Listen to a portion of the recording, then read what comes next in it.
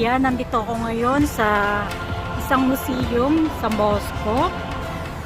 The Memorial Museum of Cosmonautics, also known as the Memorial Museum of Astronautics or Memorial Museum of Space Exploration, is a museum in Moscow, Russia. Dedicated to space exploration, it is located within the base of the monument to the conquerors of space in the northeast of the city. Ayan, dito yung yung museum ng mga astronaut. Ayan mga kasaging, shout out nga pala sa 5 member ko. Baka gusto niyo pang dagdagan yung member ko, magpa-member lang kayo sa akin. Click the button join. Ayan, makikita niyo yung mga perks ko dyan. Shout out sa aking mga member. Pretty Mayang ng Hong Kong, Ayon Garcia ng Spain, Pulasis Diary from Israel, at Chinam 16 at Wonder Maria of W Russia ng Moscow. Ayan po, samahan niyo ako mga kasaging.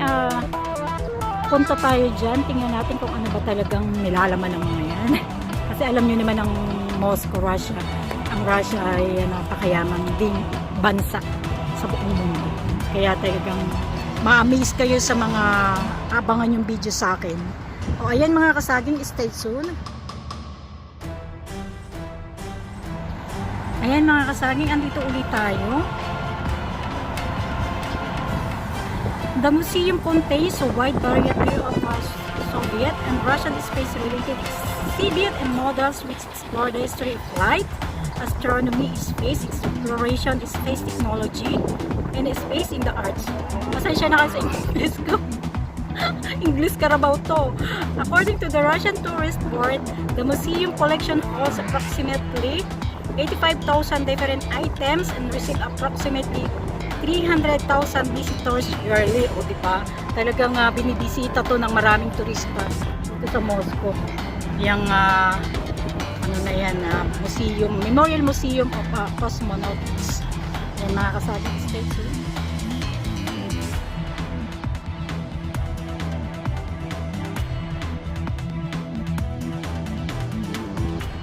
Ayan, medyo malapit na tayo kasi mayroon pala dyang hindi pala pwedeng pumasok na lang kasi hindi free ticket. Meron bayad. Through the Space Monument Tower was erected in 1964, the Memorial Museum did not exist for another 17 years. Opening ceremonies took place on April 10, 1981 to commemorate the 20th anniversary. Ayan. The 20th anniversary of the day Yuri Gagarin became the first human to orbit the Earth in space. The museum primarily focuses on the Soviet space program with major themes like Gagarin, Sergei Korolev, Sputnik, and Soyuz. Ayan po. Talaga namang makikita ninyo. Napakaganda. Wala akong masabi.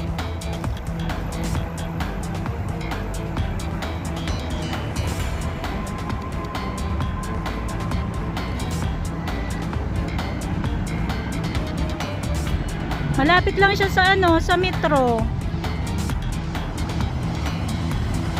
Napaka-affordable puntahan. Affordable talaga. Magkano lang pamasahe ko? 55 problem. Tsaka napakalaki ng park niya. Ayan, may monument din. Isa siguro to sa founder.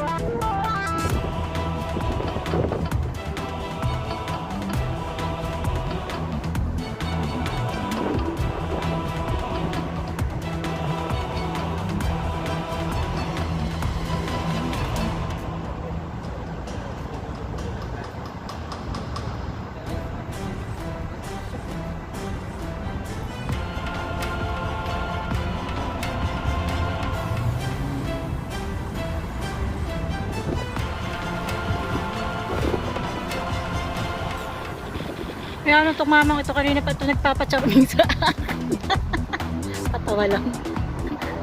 Nagpapatawa lang ako. Dapat malayo. Para mapicturean ko ng buo. Hindi kaya ng buo. Dapat talaga merong tayong pang yung hawakan ng Hello! at dahil mag-isa lang ako. Mag-isa talaga. Walang magagawa kasi ginusto natin to, edi pagbigyan ng sarili. Ayan na. Dito ako mag-isa. Gagala. Dito ako sa museum ng mga astronaut. Samahan niyo ako. Tingnan natin kung anong nilalaman ng museum na yun. Okay guys, stay tuned. Para ko nang nasa ulap din eh.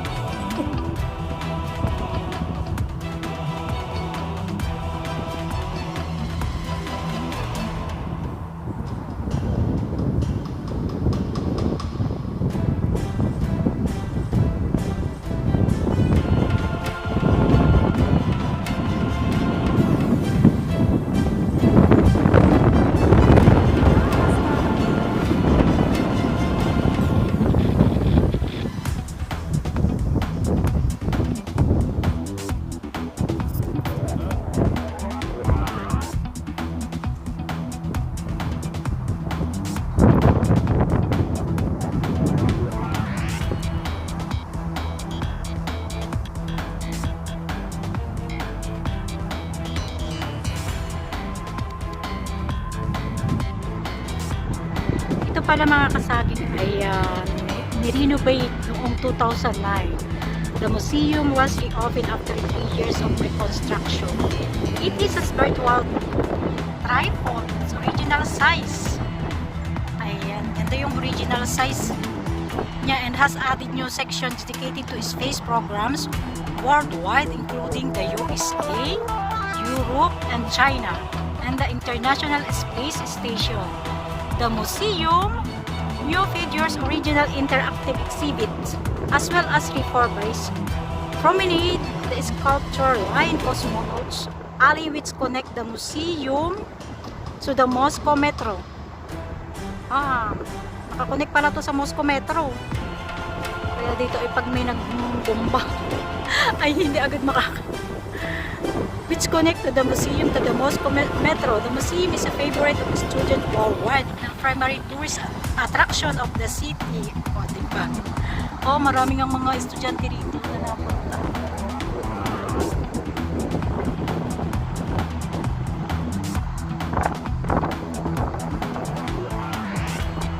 Nakakatawa yung rebulto ay talagang nakataas. Kung habagat yung una yan ay natanggal na.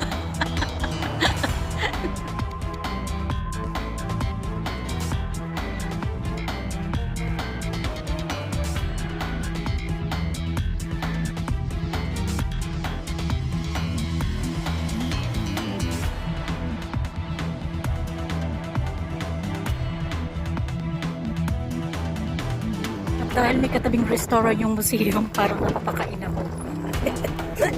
Lahat na lang ako pag sa pagkain yan. Ayan o.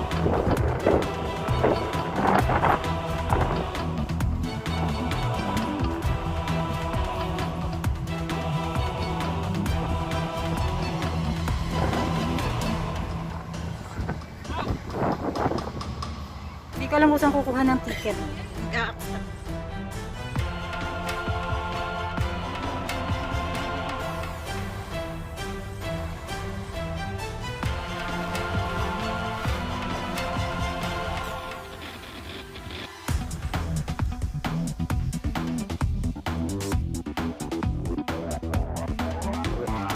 Kasali, andito na tayo sa loob ng museum. Ayan siya. Siguro ito yung hindi ko, yung makin ng yung sinasakyan nilang astronaut. Ayan. Kagaganda eh.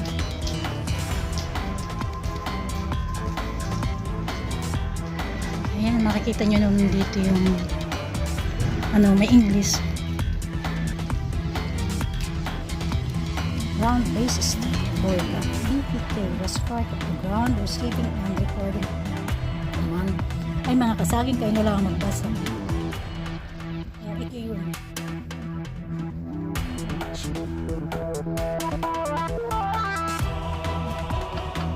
Tapos ito naman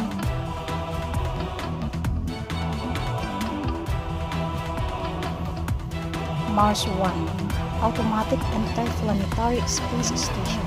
First probe successfully launched toward Mars. pala yun. Yung mass niya 893,500 kilo. Yung length niya 3,500. Ayan po siya.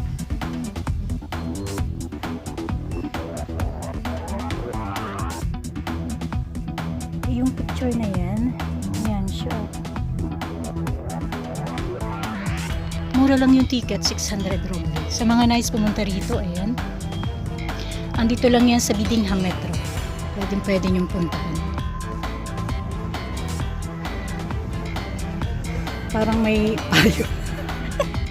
Payong talaga. May makina talaga siya. Tapos ito, Binira Automatic Interplanetary Space Station. The first probe successfully launched toward Venus. Oh my goodness. Ayan. The probe was launched on February 12, 1961. Hindi pa ako pinapangalak ngayon. Sus ko po. Hindi pa yata ako pinagpaplanuhan.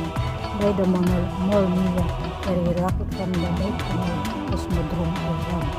Sa mga hindi ko lahat. Meron din siyang paruski na ito naman siya. Nakatuwa. Meron pala talaga nito.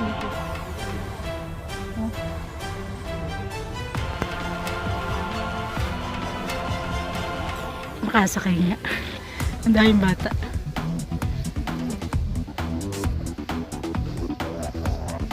Ito naman siya, oh. Ayan yung drawing niya. Ito siya.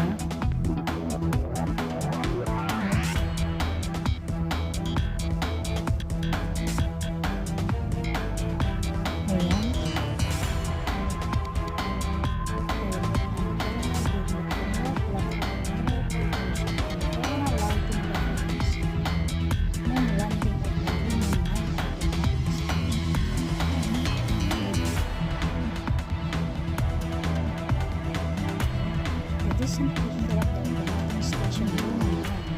The world first moon landing. Ito pala yun. Yan mga kasali, ngayon ko lang din nalaman. Napakagandang pagbabahagi ko ng sa inyo. Dito pala yun sa exploration.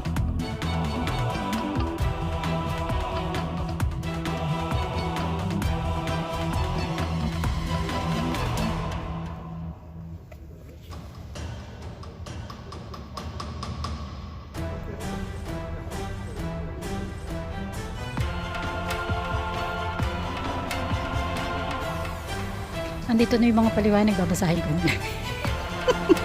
Nakakatuwa na. Ayan siya. Kasi ang galing na, may tumatawag. Ang luto. Storbo. Sabay ganun. Hindi po ba? Ayan. Napaka ano ko talaga. Kahit mag-isa lang ako, talagang ang lakas na loob sa mga ganito. Kahit di ako marunong magparuski. Dali lang ng dali. Dali lang ng dali. Ito naman yung Luna 3 Automatic Interplanetary Station for the first time flew around the moon and transmitted image of the moon on far side.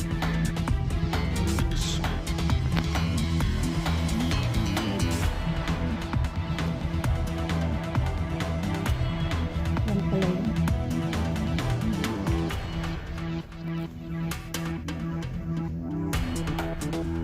May tao din. Nakasama siya sa picture.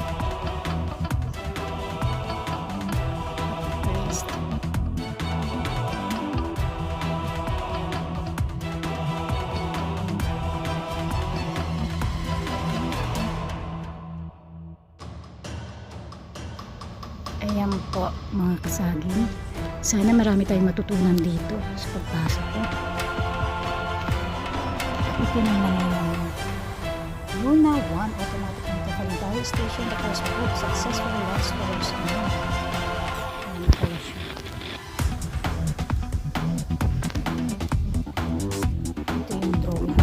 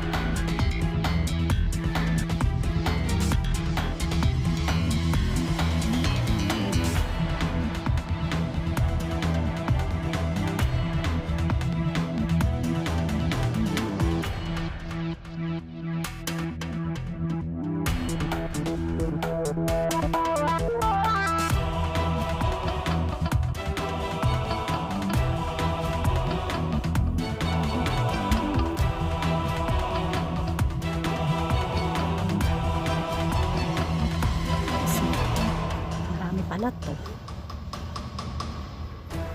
Ito pala. Dito pumapasok siguro yung tao. Ayan po mga kasaging.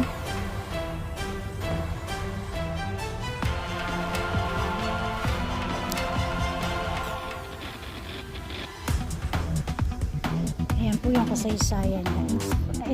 In fact, we bought airlock of the Moscow 2 space code.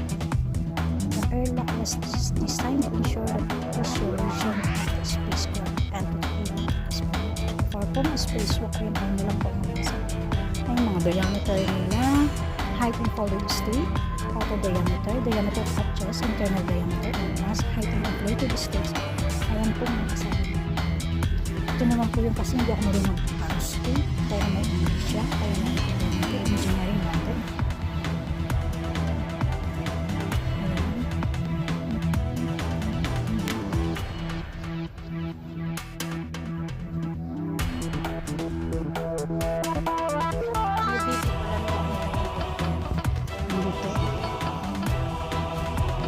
Nakakatuwa mga kasaging na ibahagi ko sa inyo ang 1965 ng unang landing ng moon. Ayan, talaga naman po, napakayaman talaga ng Moscow. I'm proud to the President Mr. Putin. Talagang na ano niya itong mga to.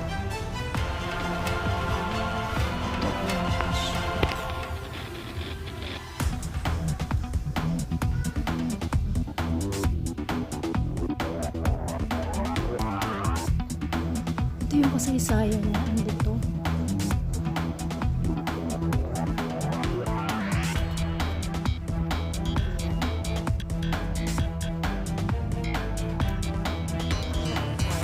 Don't focus on rolling screen.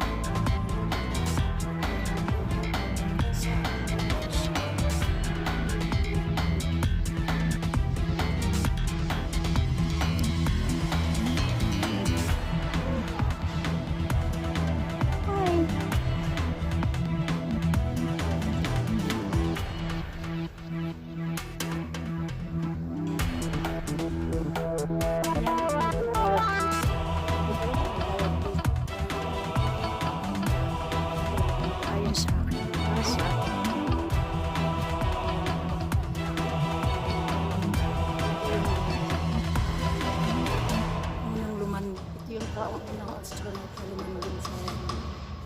Wala ay mga taga Russia.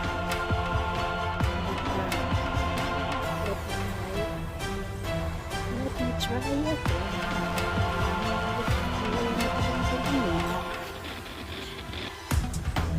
Ito yung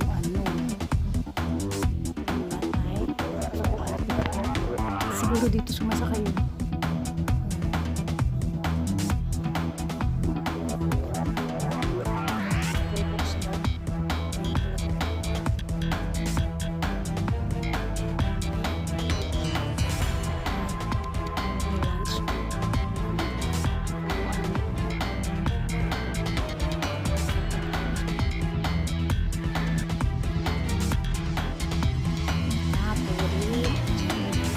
States, payload, second states, third states drugs, instrument, oxidizer ng oxygen, fuel tank kerosene, 108 engine, oxidizer ng oxygen, kerosene, 107 engine, mga ano pala lunch, first stage separation, early separation, second stage separation, third stage separation, clean, descent module separation, atmospheric entry ejection, parachuting.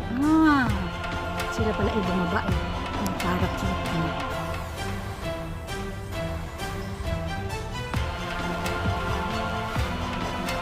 Ayan yung mga yung mga picture